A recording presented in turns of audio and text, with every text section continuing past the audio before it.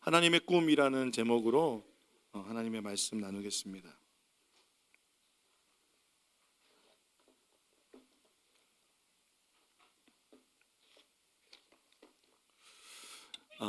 한 아버지 얘기를 해드리고 싶습니다. 여러분도 잘 아는 성경에 등장하는 아버지인데요. 이 아버지는 아들이 둘이 있는데 첫째는 엄친아예요. 그래서 항상 아버지 옆에서 아버지가 맡겨진 일을 막 척척 해냅니다. 그런 아들들이 있죠. 성실한 아들입니다. 그래서 동네에서는 효자라고 소문이 났고요. 그래서 사람들이 이렇게 얘기해요. 아이, 세상에 이 아들만 같아라, 큰 아들만 같아라 라고 합니다. 이 아들은 아버지 재산도 함부로 축내는 일이 없어요. 막 함부로 쓰지도 않고 그리고 뭐 하는 일마다 너무 잘하니까 사람들이 아유 정말 너무 부러워합니다. 그런데 자녀들 중에서 뭐 자녀들이 다 같지는 않잖아요. 둘째 아들이 있는데 둘째 아들은 소문난 말썽꾸러기입니다. 말썽꾸러기입니다. 동네 사람들이 그 이름만 들어도 아이고 막 이렇게 혀를 끌끌 찰 정도로. 그래서 아버지 재산을 막 허비하면서요. 하나님 믿는 동네인데 자기 멋대로 살고 아유 저 어떡하냐. 그리고 어느 날은요 아버지가 정정하신데 찾아가가지고 아버지 유산 좀 나눠주세요. 유산 좀 주쇼. 그러니까 아버지가 혼낼 만도 한데 왠지 모르게 그 아이들에게 유산의 몫을 큰아들과 아들 다 나눠주신 거예요. 그러면 이제 감사하고 열심히 잘 그 동네에서 살면 되는데 그것만 해도 사실은 되게 좀 파격적인 일이었습니다. 그때 당시는. 왜냐하면 그 돌아가시기 직전에 유산을 원래는 분배를 하는데 그럼 말도 안 되는 일이에요. 근데 이 트러블 메이커 이 아들이요. 이 유산을 이 돈이 생기니까 뭐 해야 돼요? 돈은 써야죠. 돈은 쓰는 것 아닙니까? 그래서 먼 나라 가서 물 쓰듯이 씁니다. 동네에서 쓰면은 소문 나니까 최대한 잘 놀 수 있는 먼 나라, 이방 나라, 하나님 믿지도 않는 나라 가가지고 물 쓰듯 씁니다. 우리가 아는 허랑방탕한 삶을 삽니다. 허랑방탕한 삶, 도박하고 마약하고 알코올 중독에 빠지고 그리고 하룻밤 즐기는데 자신의 향락을 위해서 모두 다 쓰다가 여러분 이 돈이 한정되어 있지 않습니까? 그렇게 쓰면 일하지 않고 쓰면 다 거짓골을 면하지 못합니다. 다 탕진해 버립니다. 돈이 바짝 말라버렸습니다. 수중에 돈이 하나도 없습니다. 먹을 것조차 살 수 있는 돈이 없었습니다. 그래서 자기 고향에서는 쳐다보지도 않는 부정한 짐승인 돼지 치는 데 가서 이제 하루하루 벌어서 살기 시작했습니다. 그런데 이 주인이요 먹을 것을 주지 않는 거예요. 식비가 책정이 안 돼 있어요. 내가 알아서 먹어야 되는데 언제 돈을 줄지도 모르고 돼지를 치는데 냄새는 나고 너무 배가 고프니까 그 주인에게 이렇게 얘기하는 거야. 그 돼지가 먹는 사료인 쥐염 열매라도 저 좀 주세요. 너무 배가 고파요. 근데 이 주인은 그것조차도 주지 않는 인색하고 무정한 주인이었습니다. 근데 바로 그때 자신에게 생각나는 사람이 있는 거예요. 아버지가 생각나는데 아버지 집에 그 종들이 있잖아. 하인들이 생각난 거예요. 하인들의 얼굴이 언제나 늘 밝게 웃고 있는 거예요. 그리고 그 종들은 너무 잘 먹어서 얼굴에 막 이렇게 기름기가 막 좌르르 흐르고 옷도 잘 입고 아버지가 그 하인들에게 얼마나 잘해줬는지 생각이 나는 거예요. 그래서 마음속에 이런 생각이 드는 거예요. 아버지께 가서 나 진짜 아들이라고 안 해줘도 괜찮다.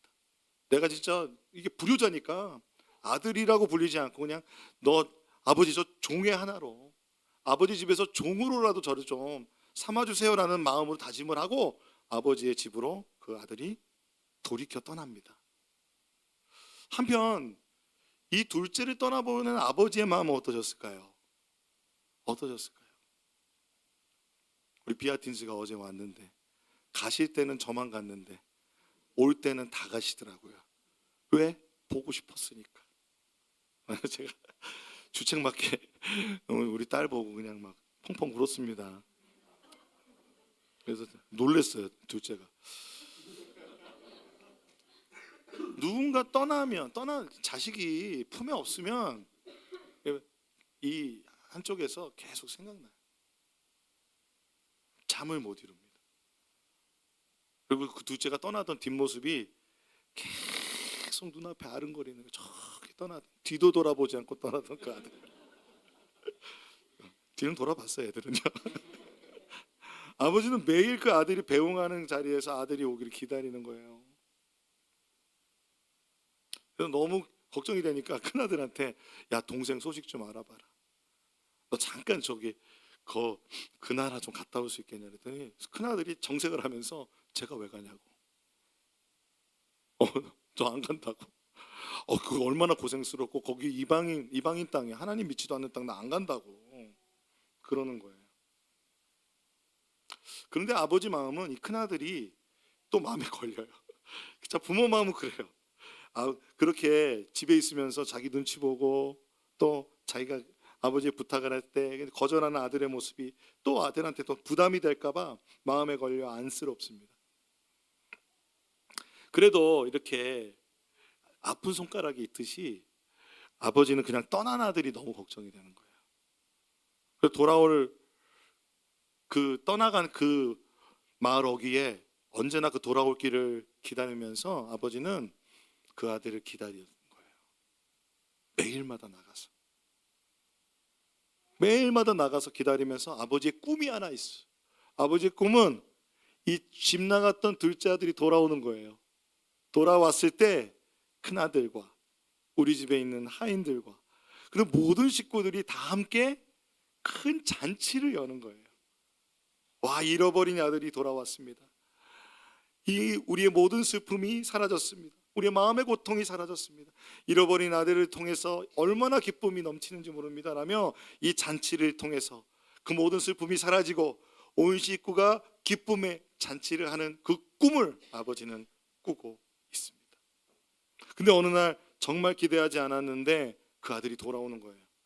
늘 한없는 그리움과 걱정, 긍휼의 마음속에서 기다리던 어제와 같은 어느 날, 저 멀리서부터 점과 같은 한 사람이 보이기 시작하는데, 점점 가까워지는데 그 사람이 누군지 모르는데 눈물이 막 흐르기 시작해요.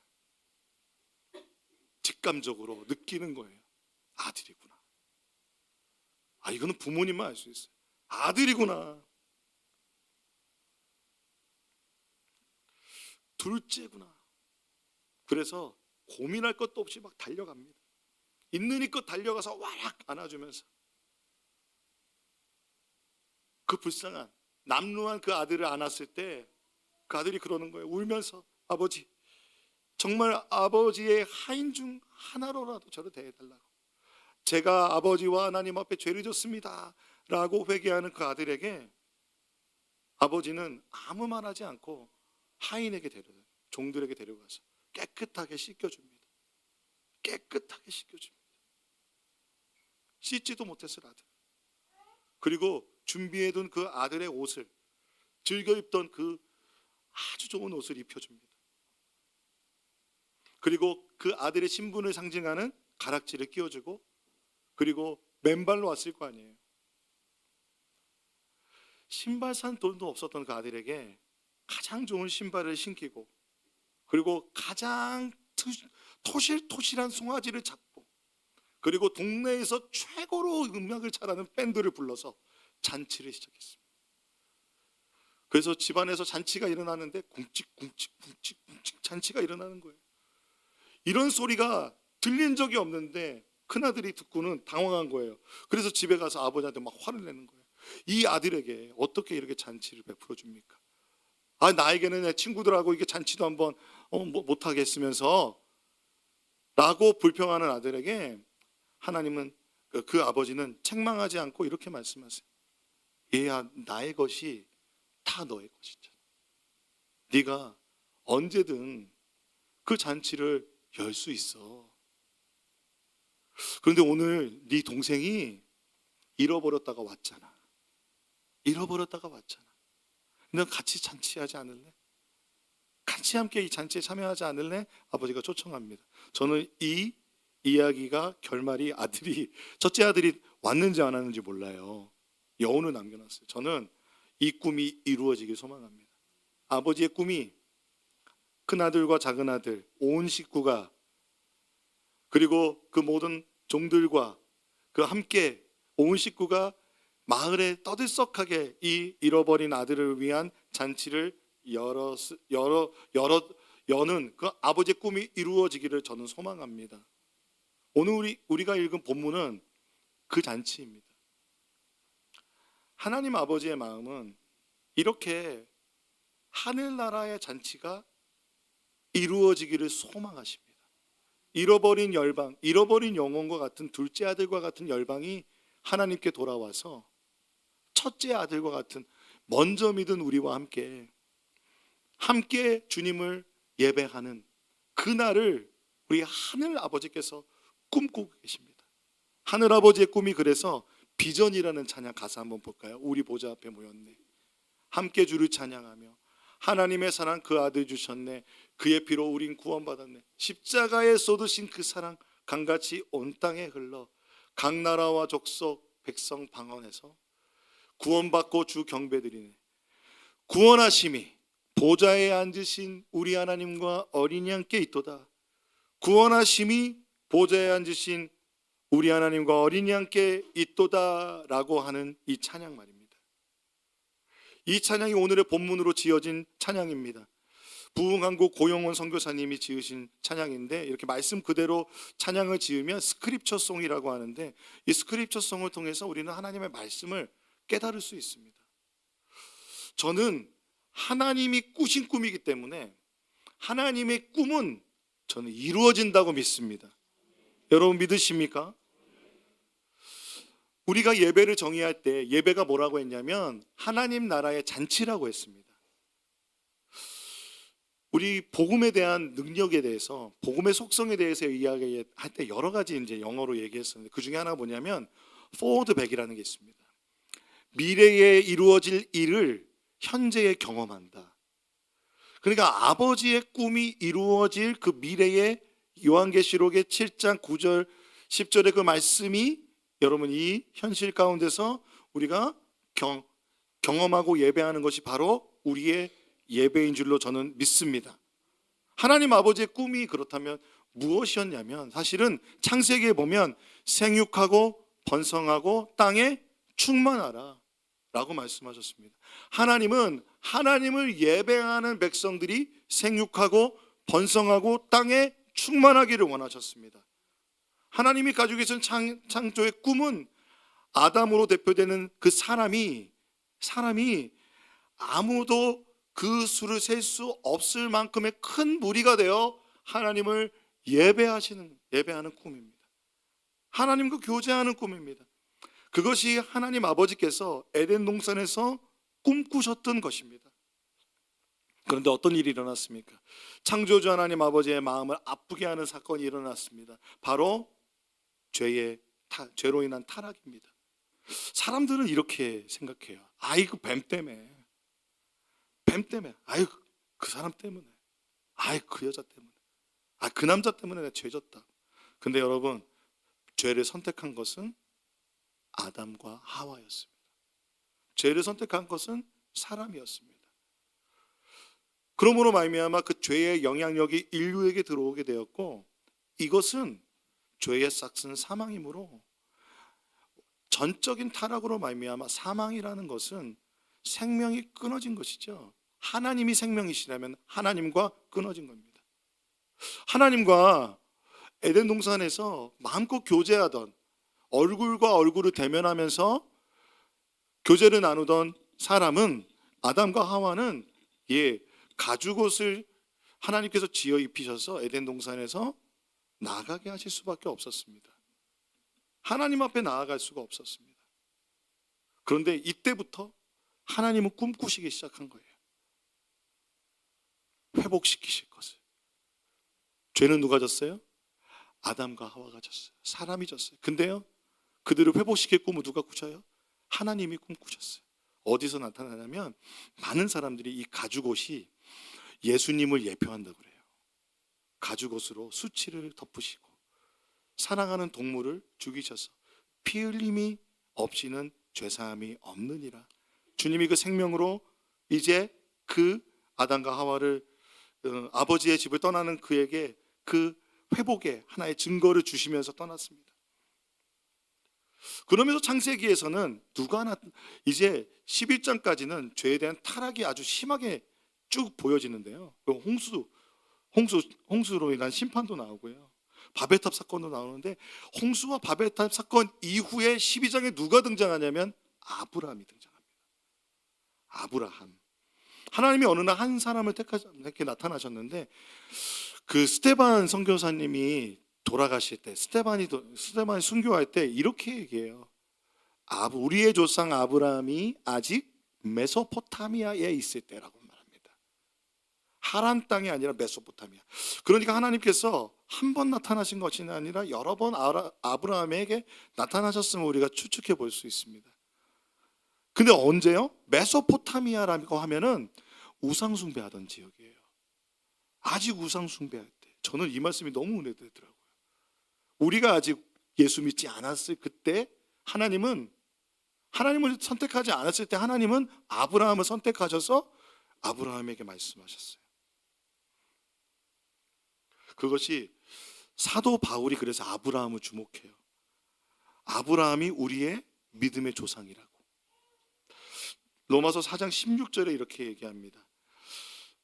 이런 까닭에 이 약속은 믿음에 근거한 것입니다. 하나님께서 아브라함에게 이 약속을 은혜로 주셔서 이것을 그의 모든 후손에게도 그 율법으로 사는 사람들에게만이 아니라 아브라함이 지닌 믿음으로 사는 사람들에게도 보장하시려는 것입니다. 아브라함은 우리 모두의 조상입니다. 라는 것은 유대인이나 이방인이나 그 로마 교회에 있는 그리스도인들 모두 믿음으로 의롭게 된 사람은 모두 하나님의 백성이 되었고 아브라함을 믿음의 조상으로 두고 있대요. 그럼 여러분, 아브라함이 어떤 약속을 받았는지 우리가 살펴볼 필요가 있잖아요. 창세기 12장에 이렇게 됐습니다. 1절에 너는 네가 살고 있는 땅과 내가 난 곳과 너의 아버지의 집을 떠나서 내가 보여주는 땅으로 가라. 그러면 내가 너로 큰 민족이 되게 하고 너에게 복을 주어서 내가 크게 이름을 떨치게 하겠다. 너는 복의 근원이 될 것이다. 복의 근원이 될 것이다. 아브라함에게 주셨던 약속, 복의 근원. 그리고 큰 민족을 이루게 하겠다 말씀하셨어요. 근데 이때는 아브람이었어요. 이름이. 아브람은 존귀한 아버지란 뜻이거든요. 그런데 하나님께서 아브람과 언약을 맺으시는 언약식을 하시고 이름을 바꾸어 주시는데 창세기 17장에 나는 너와 언약을 세우고 약속한다. 언약을 세우고 약속한다. 하나님의 약속이에요. 너는 여러 민족의 조상이 될 것이다. 내가 너를 여러 민족의 아버지로 만들었으니 이제부터는 너의 이름이 아브라함이 아니라 아브라함이다. 내가 너를 크게 번성하게 하겠다. 너에게서 여러 민족이 나오고 너에게서 왕들도 나올 것이다. 라고 주님이 약속을 하셨습니다. 아브라함에게 약속된 게 무엇입니까? 민족의 아버지, 여러 민족의 조상이 되게 하겠다. 그 말씀이 어디서? 로마서 우리가 읽었던 말씀에서 믿음의 조상 아브라함이 된 겁니다. 유대인들은 자신들만이 아브라함의 후손이고 그리고 선민이라고 생각했어요. 그러나 하나님은 그 이스라엘을 선택하셔서 그 민족에게 아브라함의 약속을 넘겨줘서 바톤을 주신 거예요. 그리고 그 바톤은 예수 그리스도께서 이 땅에 오심으로 우리에게 넘겨진 거예요. 그 약속이.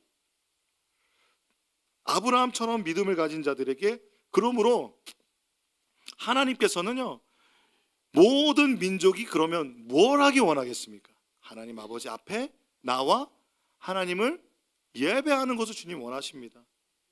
여러분 믿으십니까? 여러분, 선교의 목표는 뭐냐면 살아계신 하나님께 예배하고 그분께 영광을 돌리는 것이다 라고 크리스토퍼 라이트라고 말했어요.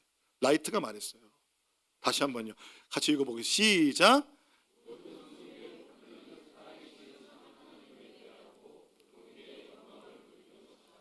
선교의 목표는 수적 증가가 아니고 선교의 목표는 세상을 다스리는 뭐 정치적인 뭐는 어떤 다른 이데올로기로 사람들을 다스리는 게 아니고 머리가 되는 게 아니고 뭐라고요?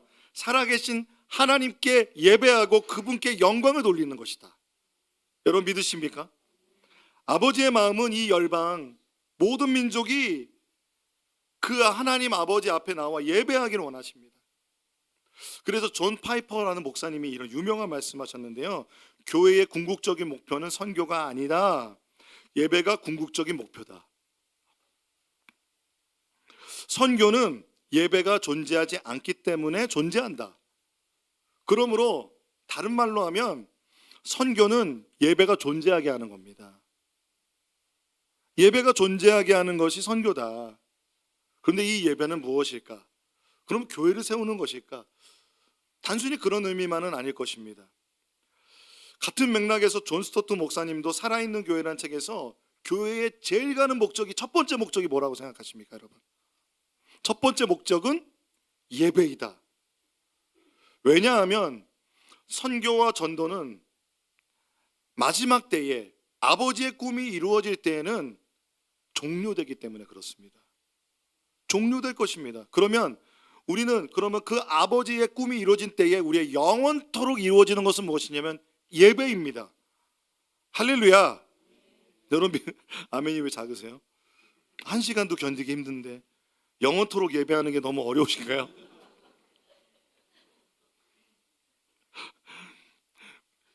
우리는 그때 지금과 같은 존재가 아닐 겁니다. 부활의 몸을 입고 영원한 아버지와의 사귐 속에 우린 들어가게 될 줄로 믿습니다.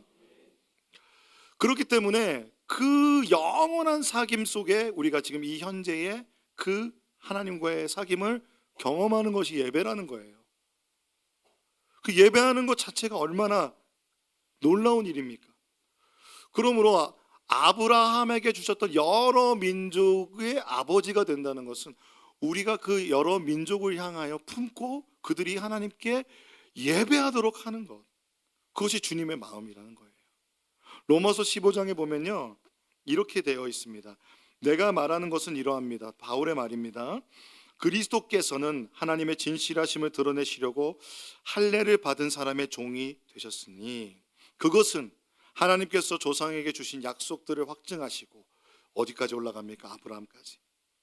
이방인들도 긍휼히 여김을 받아서 하나님께 영광을 돌리게 하시려고 한 것입니다. 기록된 바 그러므로 내가 이방 사람들, 제가 열방으로 했어요. 열방 가운데 주님께 찬양을 드리며 주님의 이름을 찬미합니다. 한 것과 같습니다. 또 열방아 주님의 백성과 함께 즐거워하여라. 또 모든 열방은 주님을 찬양하여라. 모든 백성들아 주님을 찬양하여라 하였습니다. 이사야가 말하기를 이새의 뿌리에서 싹이 나서 열방을 다스릴 이가 일어날 것이니 열방은 그에게 소망을 둘 것이다. 이새의 뿌리 예수 그리스도에게 소망을 두는 놀라운 일. 바로 그분을 통해서 열방이 주님을 찬양하게 되고 열방이 주님을 노래하게 되는 그 일이 예수 그리스도를 통해서 이루어지는 줄로 믿습니다. 예수님은 그리하여 열방이 하나님의 그 잔치에 참여하게 하기 위해서 이 땅에 오셨습니다. 그 길을 열어놓으셨습니다. 그래서 하나님의 부르심을 따라 아브라함과 하신 약속을 성취하기 위해서 오셨습니다. 그래서 바울은 그것을 분명히 로마서 통해서 우리에게 말씀해 주고 있고 결국 구원의 복음은 열방이 하나님을 찬송하고 예배하게 하기 위함입니다. 여러분 믿으십니까? 시편에도요 우리가 복받는 이유를 이렇게 얘기해요. 하나님 우리에게 은혜를 베풀어 주시고 우리에게 복을 내려 주십시오. 주님의 얼굴을 환하게 우리에게 비추어 주시어. 그러니까 우리가 복받는 거잖아요. 예배하는 거잖아요. 하나님의 얼굴을 보는 거잖아요. 그러면 2절에 온 세상의 주님의 뜻을 알고 모든 민족이 주님의 구원을 알게 하여 주십시오. 하나님 민족들이 주를 찬송하게 하시며 모든 민족들이 주님을 찬송하게 하십시오. 주님께서 온 백성을 공의로 심판하시며 세상에 온 나라를 인도하시니 온 나라가 기뻐하며 큰 소리로 외치면서 노래합니다. 할렐루야. 하나님은 저에게도 이꿈을 주셨어요. 제가 아주 젊을 때 주님께서 지금도 젊지만 젊을 때 주님이 꿈을 꾸게 하셨어요. 하나님은 먼저 열방에서 하나님을 예배하는 예배자가 네가 되고, 그리고 열방에 너와 같이 예배하는 예배자들을 일으켜라 라는 것을 저에게 비전으로 주셨습니다. 하나님의 꿈이 나의 비전이 되었습니다. 하나님은 그래서 저를 많은 열방 가운데 예배 사역자, 예배 컨퍼런스, 찬양하는 사람들을 섬기는 세미나로 다니게 하셨습니다. 중앙아시아, 인도, 몽골, 그 땅을 가서 열방의 예배자들을 만날 때마다 분명하게 생기는 원칙들이 있었습니다. 첫 번째는 그 나라 언어로 노래하는 것이었습니다. 중앙아시아를 가면은 카자흐스탄과 키르기즈스탄의 언어가 있어요. 그리고 공용어로 러시아 말이 있습니다. 그러면 제가 러시아 말을 다 배울 수는 없잖아요. 그래서 그 밑에다가 한글로 음역을 다 써가지고 가스포니아리카, 이게 이제 주님의 강 이런 거거든요. 이런 거 밑에다 써가지고 막 했어요. 그렇게 예배를 드리니까 그분들이 좋아해요. 여러분, 미국 찬양 인도자가 와서 한국말로 찬양하면 엄청 은혜 받으시잖아요. 똑같아요. 그 너무 은혜 받으시고 마음이 활짝 열려서 함께 춤추기도 하고 두 손을 높이 들고 찬양하기도 하고 경배하면서 얼마나 많은 노래를 부르는, 눈물을 흘렸는지 모릅니다. 그래서 또한 두 번째는요, 그 땅에서 불려지는 노래들을 불렀어요. 그 땅에 작곡된 노래들. 여러분이 아실지 모르겠습니다. 그곳에서 기도드리네 오직 한 분, 이런 찬양이 있어요. 그리고 우리나라 오주여 나의 마음이랑 비슷한 몽골 찬양도 있어요. 대딩대 하딩 항벌성예제 예수싱 아트리 운트르막디아, 이렇게 된 게 있어요.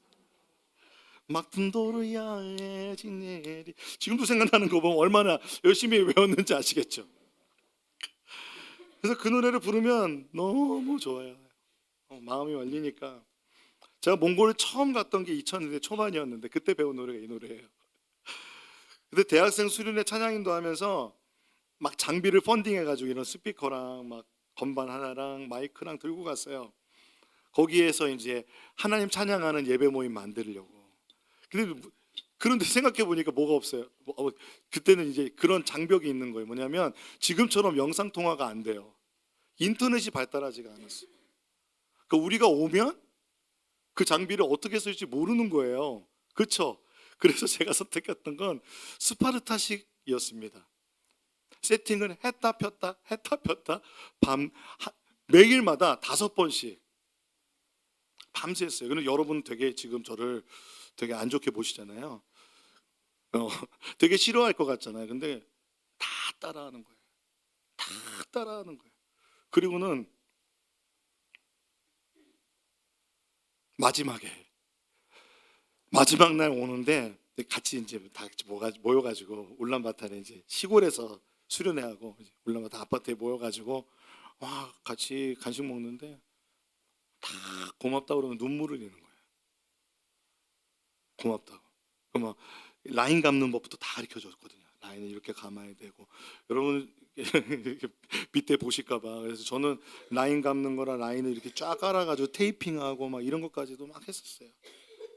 중요한 것은 그렇게 해서 예배가 일어났어요. 예배가 일어났는데 제가 한 15년 정도 후에 보니까 이게 상황들이 바뀌니까 예배들이 또 사라지더라고요. 사라졌어요.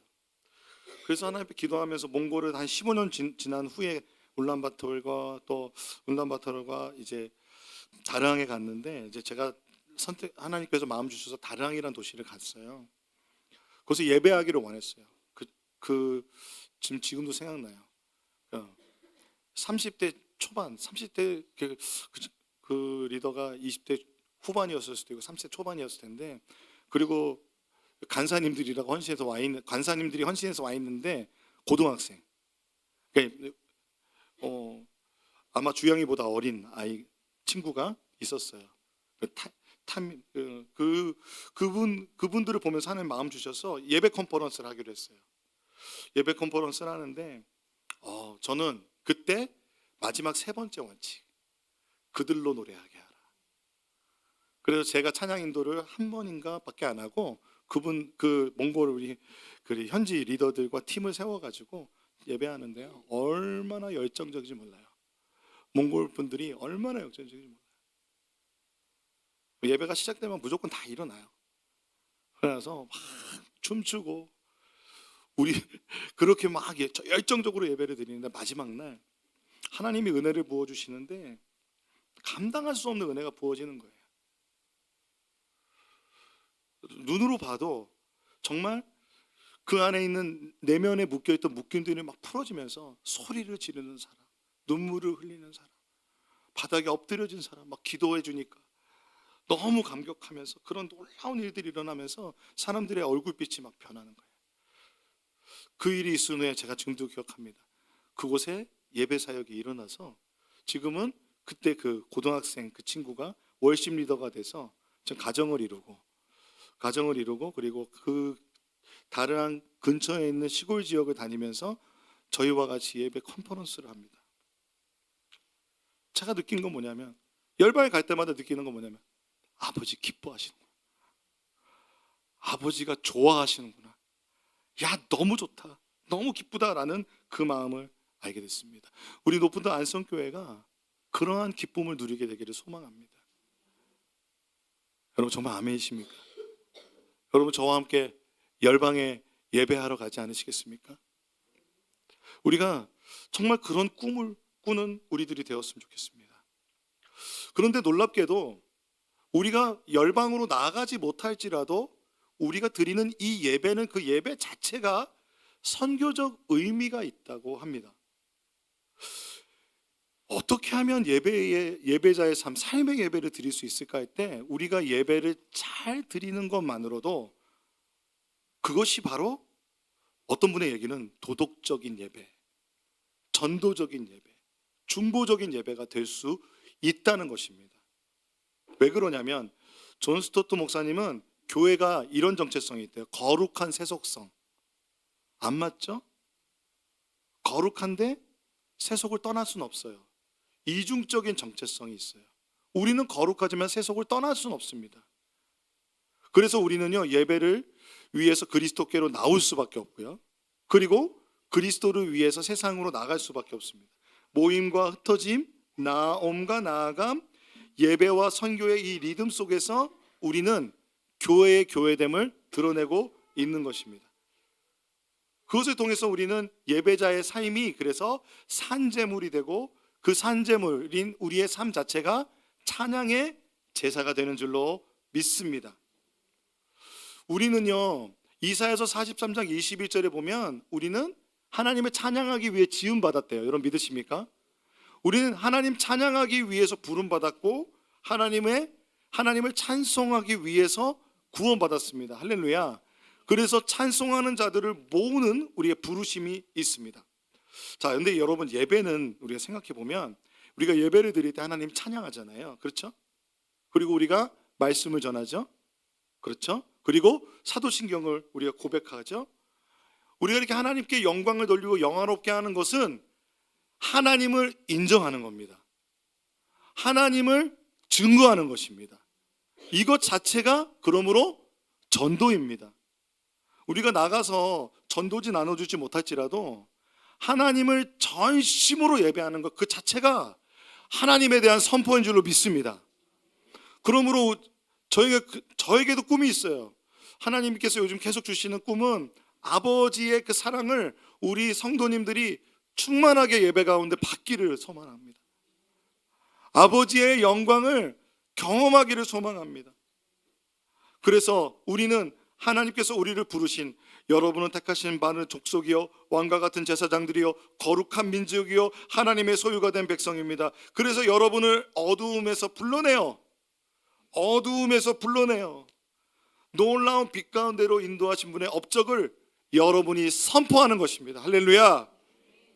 그것 자체 월십이라는 것은요 월십이에요. 가치를 인정하는 거예요. 하나님이 이런 놀라운 분입니다. 하나님이 창조주이십니다. 하나님이 아버지이십니다. 하나님이 우리를 사랑하십니다. 우리와 교제하기 원하십니다 라고 하는 이러한 가치를 인정하는 것은 그 가치를 경험한 자는 가만히 있을 수 없고 그분을 전할 수밖에 없습니다. 여러분 믿으십니까? 바울과 실라가 하나님을 찬양할 때 빌립보 감옥에 열리고 유럽 전도의 문이 열렸습니다. 에베소 교회에 예수 믿지 않고 하나님 믿지 않고 저기 우상 숭배하던 그 민족들이 하나님 앞에 나와 예배하기 시작합니다. 예수 믿고 구원받아 예배하기 시작합니다. 그때마다 사람들은 놀라는 거예요. 그 너희가 지금 찬양하는 하나님이 누구길래, 너희가 믿는 예수가 누구길래 지금까지 믿었던, 우리가 정말 이 신령하다고 하는 이 신을 버리고 네가 그 신을 믿느냐? 너의 삶에 지금의 이 변화의 이 놀라운 기적은 무엇이냐? 너의 삶의 이 놀라운 사랑의 변화는 무엇이냐? 라고 그거 자체가 전도가 되는 것입니다. 그리고 예배 자체가 선교이며 예배 자체가 삶의 윤리적인 놀라운 도덕적인 그런 거룩한 삶의 본이 될 수가 있는 것입니다. 구약 성서에서도요, 솔로몬의 성전에 하나님의 영광이 임했어요. 솔로몬 성전에 하나님의 영광이 임하니까 솔로몬 성전이 예뻐서가 아니라 그곳에 임하신 하나님의 영광 때문에 온 열방 사람들이 모여들었습니다. 궁금해서, 솔로몬 당신이 믿는 하나님이요, 어떤 하나님이에요? 이 성전이 회파되잖아요.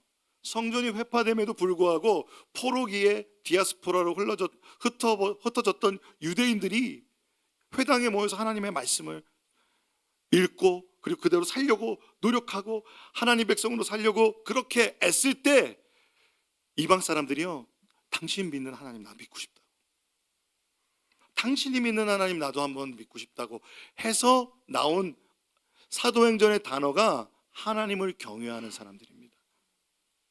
이방인 중에 하나님을 믿고자 하는 사람들, 그러나 아직 개종하지는 않은 사람.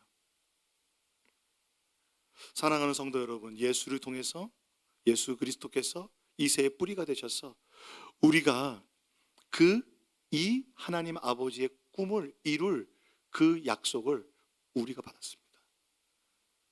이 부르심 우리가 받은 줄로 믿습니다. 이 사명을 받았습니다.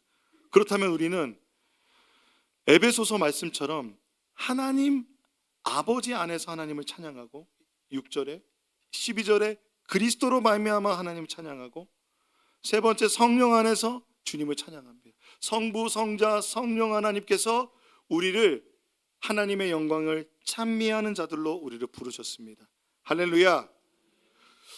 우리가 하나님을 찬양하고 하나님의 영광의 임재를 경험한다는 그 자체, 우리의 예배 가운데 하나님의 영광을 인정하며 하나님께 영화를 돌릴 때 하나님께서 하나님의 선교를 행하여 나가실 줄로 믿습니다. 어떤 분은 그래서 월십 이반젤리미즘이라는 책을 썼어요. 예배 자체가 전도에 힘이 있다. 다윗도 예배 자체가 전도에 힘이 있다고 믿었기 때문에 시편을 보면 그렇게 고백하는 고백들이 너무 많습니다. 초대교회도요, 성령이 임하셔서 예배를 드릴 때 어떤 현상이 일어났어요? 날마다 믿는 사람이 더하여졌다. 우리는 전도하기 위해서 예배하지 않습니다. 예배는 어떤 목적으로 예배를 드리지 않습니다. 많은 경우 예배의 본질이 흐트러질 수 있습니다. 이 월십 에반젤리즘이라는 책을 쓰신 분은 미국에 정말 많은 게 뭐예요? 목적이 있는 예배예요. 그러니까 구도자를 위한 예배, 열린 예배, 전도를 위한 예배.